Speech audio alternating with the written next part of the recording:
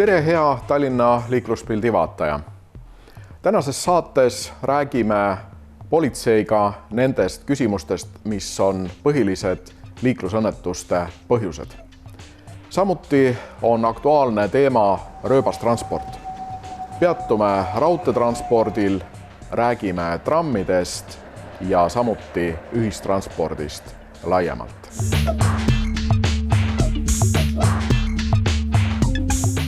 Eelmise nädala Tallinna liiklust iseloomustas koolivaheajast tingitud rahunenud liiklus.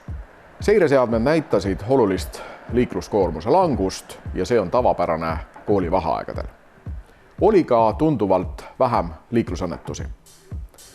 Küll leidis aset eelmisel nädalal õnnetusjuhtum raudteel Veerinni ülekäigu lähedal. Nimelt jäi rongi alla naisterahvas, kes ka kahjuks hukkus. Samuti leidis aset Kuurup liiklusõnnetus, kus elektrijalgrattal sõitnud meesterahvas sõitis vastu posti ja hukkus.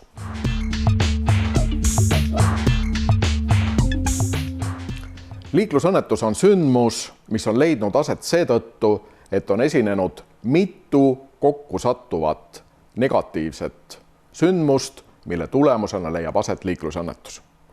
Järgnevaks arutame liikluspolitsei juhi Hannes Kullamäega neid põhjuseid ja teemasi, mis tõttu liiklusõnnetused kõige rohkem aset leiavad.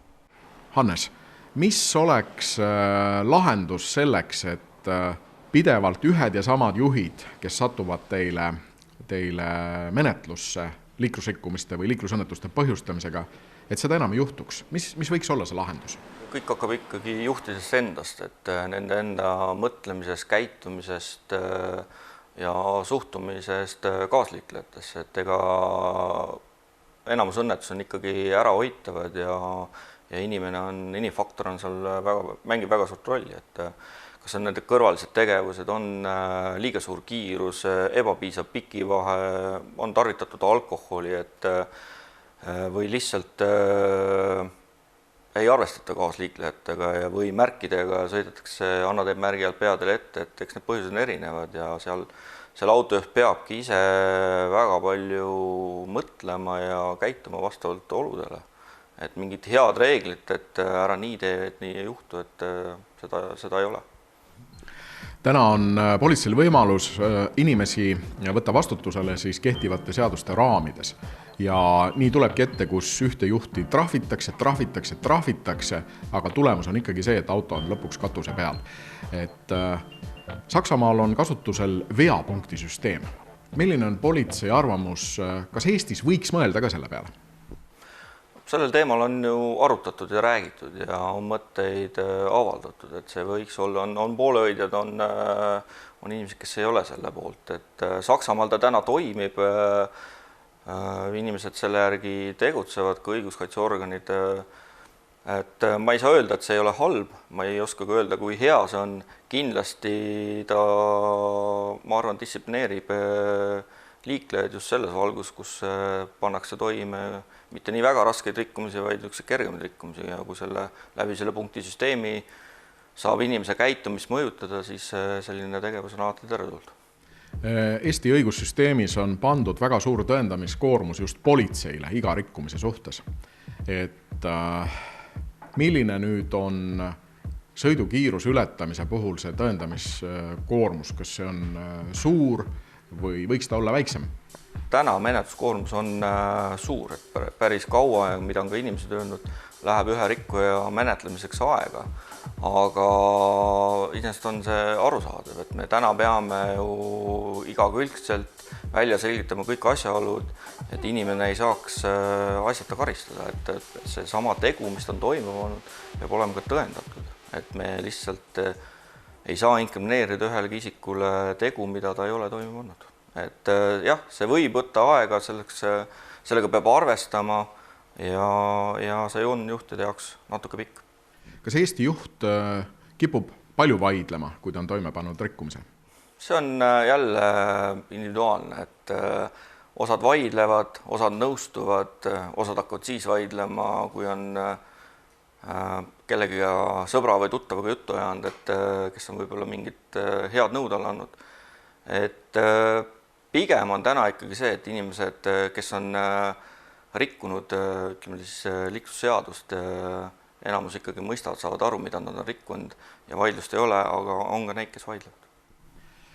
Tulles nüüd tagasi nende rikkumiste ohtlikkuse juurde, et lubatud sõidukiiruse ületamine on kindlasti väga ohtlik ja eriti ka asulas ülekäiguradade lähedal. Aga mis on veel ohtlikum lubatud sõidukiiruse ületamisest? Kindlasti joobes juhtimine, samamoodi kõrvaline tegevus. Need on need kaks märksõna, mida julgeb kohe välja tuua, et kõrvaline tegevus on ikkagi see hetk, kus autojuht olles roolis ei tegele juhtimisega, vaid tegeleb millegi muuga, ehk ta ei näe, mis ta ümber toimub, ei märka õigeaegselt ohtusi ja joobes juht samamoodi, et kindlasti hinnatakse oma võimeid üle, täpselt samamoodi alkohol vähendab inimese tähelepanekust ja need tagajärjed on täpselt sama rängad. Mis on selline kõige levinum eneseõigustus või õigustus teole, kui juht tabatakse roolist, et miks ta sinna rooli on joobes sattunud? Mis tavaliselt öeldakse?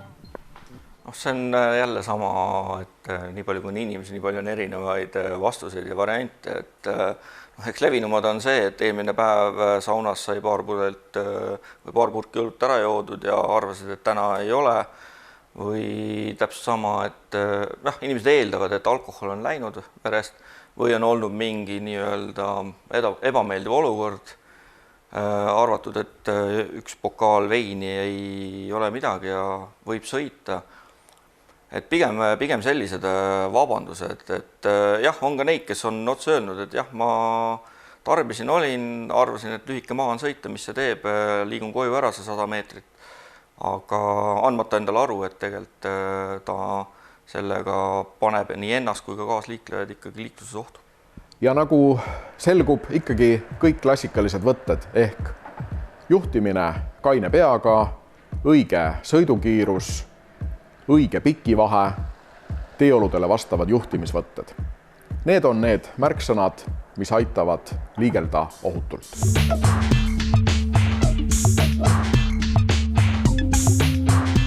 Viimase aja liiklusõnnetustest, mis on leidnud aset raudteel, raudteesõiduki ja tavasõiduki vahel, on olnud ajendiks järgmise saatelõigu teemaks. Tõsi, me salvestasime intervjuu Tamo Vahemetsaga enne, kui leidis aset õnnetus Veerenni ülekäigu kohas jalakäijaga. Tamo, sina tegeled raudtee liiklusohutusega. Viimasel ajal on olnud mitu raudteeõnnetust järjepanu. Mis on need põhilised eksimused, mille tõttu raudtee liiklusõnnetus juhtub? Raudteel toimunud õnnetust ei saakski nimetada õnnetuseks, sest õnnetuse mõte või selline arusaamine kõigile, et õnnetus juhtub siis, kui olukorras, kus me midagi ära teha ei saa, ehk siis ta on kuidagi ootamatu. Raudteeõnnetused on kõik välditavad. Miks inimesed ei väldi neid õnnetusi, kui nad on välditavad? Siin võib olla päris õige mitmeid põhjuseid. Et üks selline põhjus võib olla see, et autojuhid, liiklejad üldse ületavad raudteed päevas võib-olla 10 korda.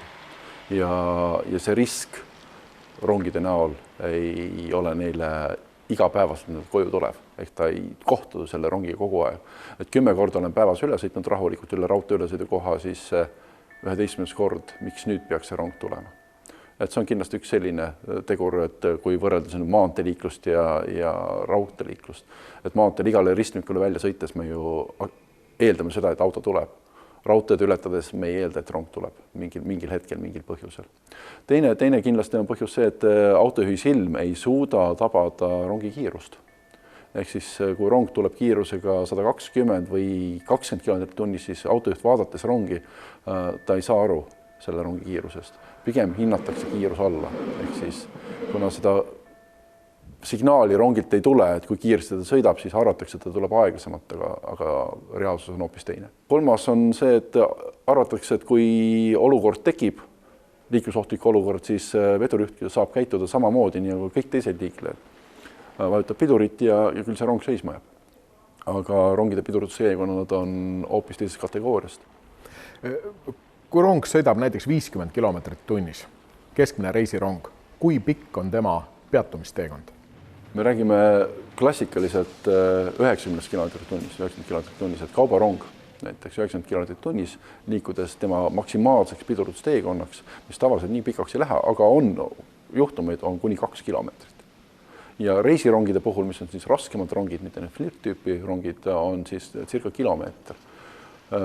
Elroni Flirt-tüüpi rongid peaksid saama pidama kuskil kuni 600 meetriga, sest nad on nii palju kergemad ja tehnoloogia on palju edasi arenenud.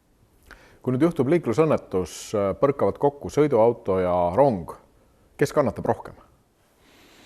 No see on nagu küsimus selles, et kui raskekaalu boksi tšempion ja siis algklassi õpilane omavahel kokku saavad, et kui suur tõenäosus on, et see algklassi õpilane sellest matšist nüüd nii-öelda tervelt välja tuleb. Et rong oma olemuselt on 33 korda ohtlikum kui auto kokkupõrge. Ehk siis statistiliselt üle maailma räägitakse, ellu jääb vaid iga 3.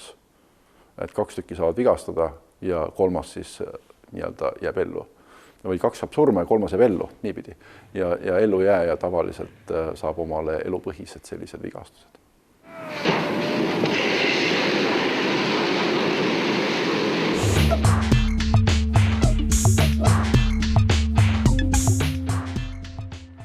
Kui palju sõidetakse aastas tõkkepuid maha juhtide poolt? Õnneks on see tendents langev. Aga mõned aastad tagasi me vaatasime, et Eestis sõidetakse keskmiselt maha iga tõkkepuu keskmiselt umbes 7 korda. Ja kes on siis need mahasõitjad? Mahasõitjad on meil liinibussid, suured veoautod ja kuidas see mahasõitmine siis välja näeb peamiselt on nii, et veok või siis buss sõidab juba raudtee ülesõidule punase tulega. Me ju teame, et punane tuli hakkab enne vilkuma, kui tõkkepuu langeb ja siis otsustatakse, ma veel jõuan, sest tõkkepuu on üleval ja siis tegelikult ei jõuta. Tõkkepuu hakkab enne langema ja siis nii-öelda sõiduki tagumise osaga tõmmatakse see tõkkepuu maha ja sellega tekitatakse jälle uus olukord. Et selja taga tulijad ju on harjunud, et sellel ülesõidul on olemas tõkkepuu ja maha sõidetud tõkkepuu tähendab avatud teed. Et võib arvata, et roofoor rikkis või mida iganes ja jällegi tekitatakse uus ohtlik olukord. Viimane uudis, mida me kuulsime, oli see, et võeti vastu otsus, et raudteeülesõite hakatakse taas varustama tõkkepuudega. Kas ja miks? Selline Eesti raudtee otsus on avaliku poole pealt igati tervitatav. Et ise küsimus, kuidas see rahaline pool siin välja näeb, et kas ühe inimese käitumine rahalisse vääringusse panemine kohe nii-öelda, et kas see kõike seda on väärt. See on nagu üks pool. Teine pool on see, et kui me teame, et maailma statistika räägib sellest, et pooled rasketest õnnetustest, mis toimuvad raudteel, nii-öelda auto ja rongi kokkupõrgetel, leiavad aset just nimelt tõkkepuudega ülesõidukohtades, siis mingi meede ta on. Kindlasti ta vähendab, aga ta ei võta kaardilt ära nii-öelda neid õnnetusi. Et raudteeõnnetused lõpevad, ma arvan, või nii-öelda juhtumid raudtee ülesõidukohtadel lõpevad siis, kui need on viidud 2 tasapinna peale, ehk siis autod ei saa kunagi rongiga kokku või jalakäijad. No siin on hea näide näiteks väga ohtlik koht, mis meil oli Veereni, oli pikka aega selline valulapseks ja kohalik kogukond ka nii-öelda sõdis selle vastu, et see ülesõit ja ülekäik peaksid jääma. Ülekäik jäi, aga sõidukitelt võeti ära võimalus tegelikult rongi kokku põrgata ja viidi 2 tasandi peale. Ja tänaseks võib öelda, et 100% kindel, et mitte ühtegi autoõnnetust Veereni ülesõidul ei toimu. Tänase saate salvestuseks käisime võttel Veereni ülekäigu kohal. Me veendusime selles, et torupiirded, mis on sinna paigaldatud, välistavad jalakäija sattumise rongi ette selliselt, et jalakäija võiks ennast unustavalt sinna sammuda. Küll aga nägime me mitmel korral olukorda, kus jalakäija nähes rongi lähenemas, otsustas siiski rongi eest nii-öelda läbi joosta. Mõnel korral lasi ka rong vilet. Seega, hea jalakäija, ületades raudtee ületuskohta, palun ära kiirusta ja lase rong mööda. Nii tagad enda ja rongisõitjate ohutuse.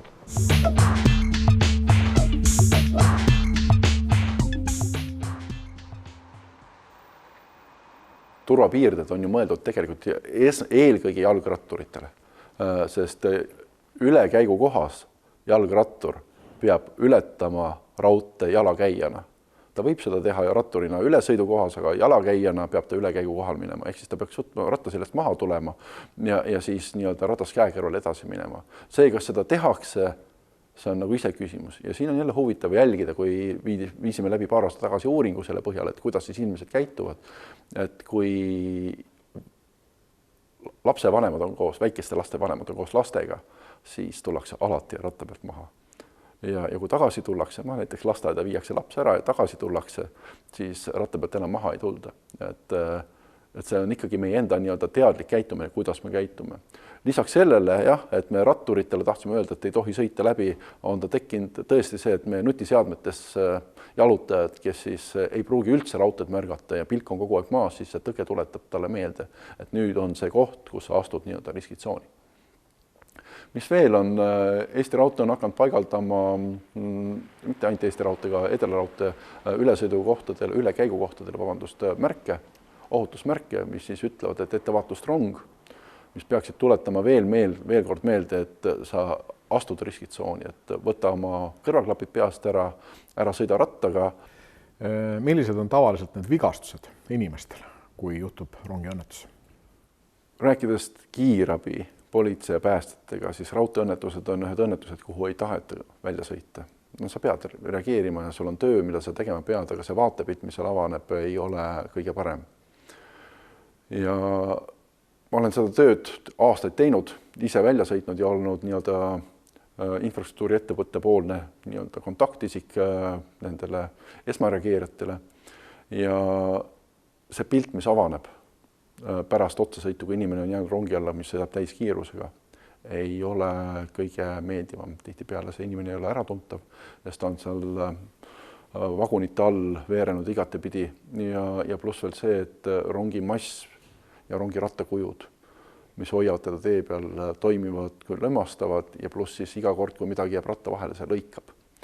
Et see pilt, mis avaneb, ei ole mitte kuidagigi silmale nii-öelda talutav vaadata.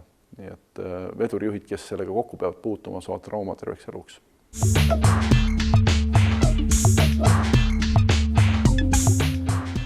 Rööbastransport on ühistransport ja ka tramm on ühissõiduk. Järgnevaks räägime Henno Tammega nendel teemadel, mis puudutavad Tallinna ühistransporti ja ühistranspordiga seonduvate liiklusõnnetuste problemaatikat. Millised on need probleemid, millega te peate puutuma kokku siis, kui on juhtunud liiklusõnnetus näiteks meie uute Hispaania trammidega? Liiklusõnnetus trammiga on alati tõsine õnnetus ja seda sellepärast, et trammist ei saa teised trammid mööda sõita. No kõigepealt me muidugi kutsume kohale politsei, fikseerime olukorra, selgitame välja süüdlase, kusjuures ma pean ütlema, et trammijuhtidel on liikluskahjude tekitamises süü praktiliselt olematu statistika järgi. Nii et seega on enam-vähem kindlalt süüdi teine pool, seejärel me juba hiljem asume kindlustusfirmaga läbirääkimistesse, saamaks kätte lubatud hüvitise, aga see on nii-öelda selline lihtne matemaatika. Nüüd tükk keerulisem matemaatika on see, et tükk aega on trammiliiklus seisab, ei saa mööda teised trammid, see tähendab tegelikult kogu trammiliiklus on maas. Meil jääb sõlmimata üks osa Tallinna Transpordiametiga sõlmitud lepingust, teostamata hulk liinikilomeetreid, mille eest me hiljem jääb ka saamata tasu. Nüüd kümned, sajad, aga võib-olla ka tuhanded inimesed ei saa õigeks ajaks sihtpunkti. Nad kirjutavad meile järgmine päev, nõuavad aru, miks ei tulnud tramm, kes katab need kahjud. Kahjud võivad olla tegelikult ka suhteliselt väga suured, kui inimesed on arvestanud võimalusega just trammi kasutada jõudmaks lennujaama õige lennuki peale. Nii et tegelikult see on terve hulk probleeme. Nüüd lisaks sellele uued Hispaania trammid on unikaalsed maailmas, nende varuosad ei ole meil laos, vähemalt mitte kõik, me peame need tellima Saragossa tehastest Hispaanias. Nii kaua, kuni see tellimus vastu võetakse, vormistatakse, siia see varuosa jõuab, see kõik nõuab aega, see tramm on käibest väljas, inimesed teda kasutada ei saa, meil jääb saamata tulu. Nii et see tegelikult on küllaltki suur pundar. Nüüd veel lisaks sellele, kui toimub liiklusõnnetus, sellega võivad kaasneda ka reisijate kukkumised trammis, sealt omakorda tulenevad tervisekahjud, nõuded tervise hüvitamiseks. Nii et tuleb liikluskindlustusfondiga lävida, nii et see on päris suur selline probleemide kogum. Kas teie ettevõte teeb ka trammijuhtidele ja bussijuhtidele selliseid koolitusi, et kuidas meie liikluspildis nagu kenasti hakkama saada? Ja loomulikult me oleme seda teinud aastaid. Ma usun, et see koolitus on tegelikult andnud ka väga häid tulemusi. Me õpetame bussijuhtidele, et nende liikuvus peaks olema sujuv, kiirendus sujuv, pidurdamine sujuv. Jah, see on see, mida me õpetame, mis on see koolipingitarkus. Nüüd reaalne liikluspilt paraku pahatihti ei vasta sellele raamistikule, kus juht saab seda tarkust kasutada. Tavaliiklejad on need, kes tavaliselt satuvad liiklusõnnetusse ühistranspordiga. Kas ühistransport ise ka vahest omavahel kokku sõidab? Jah, selliseid asju on juhtunud, aga ütleme, kui me räägime tõsisemast liikluskahjust, siis need on ikkagi õnneks suhteliselt harvad. Pigem on, kui me omavahelistest plikimõlkimistest räägime, on levinum siis lumerohketel talvedel, kui tänavad muutuvad mõnevõrra kitsamaks, siis üksteisel peeglite küljest ära sõitmised ja sellised väiksemad kõksud.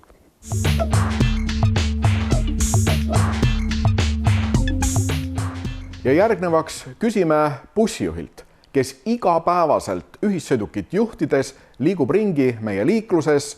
Millised on tema tähelepanekud probleemidest liikluses?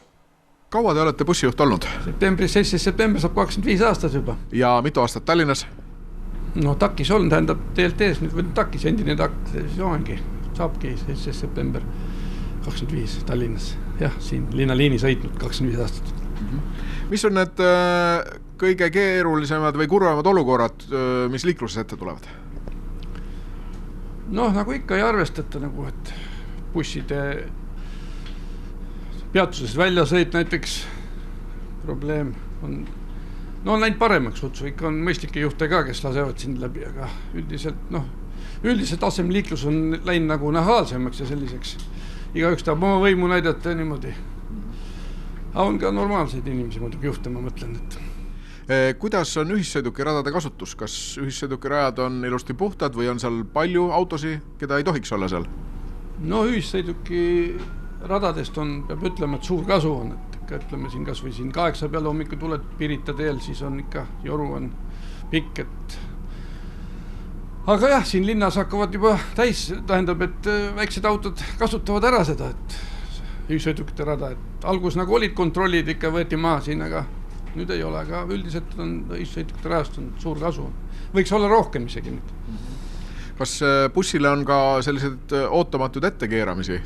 Noh, on ikka jah, sest nad nagu sõiduauto juhtidel selline komme, et ikka et saaks bussist mööda, et ja nad on targad ka teavad, et bussil on rahvas peal, ta peab oma turvadistantsi hoidma, et siis nad just nagu enne bussi alati keeruvad ära, et meie nagu arvestama ja selles suhtes jah, sa pead lihtsalt ette nägema juba ohtu, et ise võid sõita muidugi, ütleme ilma vigadeta ja ohut, aga kõrval keegi rikub ikka reeglid sul.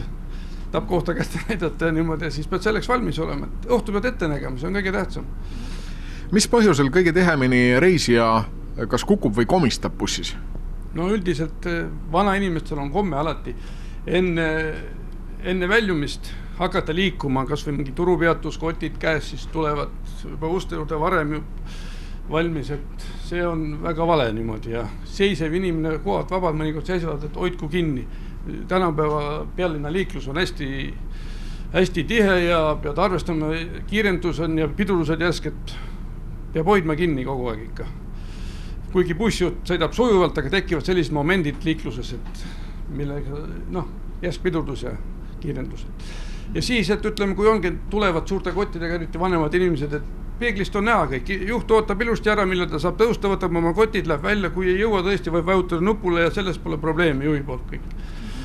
Aga jah. Et parem hoidku kinni ja sellega välistab siis kukkumist. Aga milline soovitus oleks sõiduauto juhile?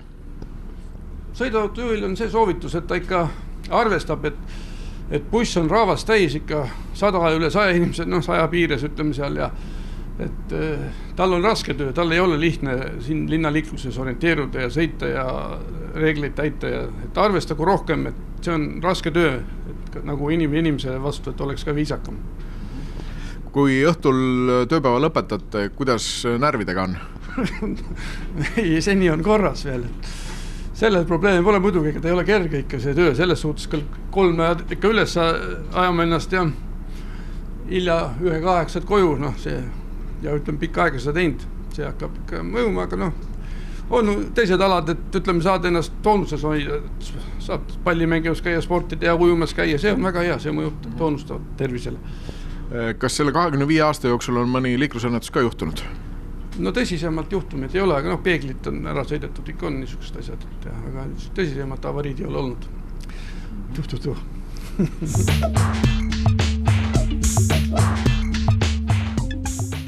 Need olid meie tänase Tallinna liikluspildi saate teemad.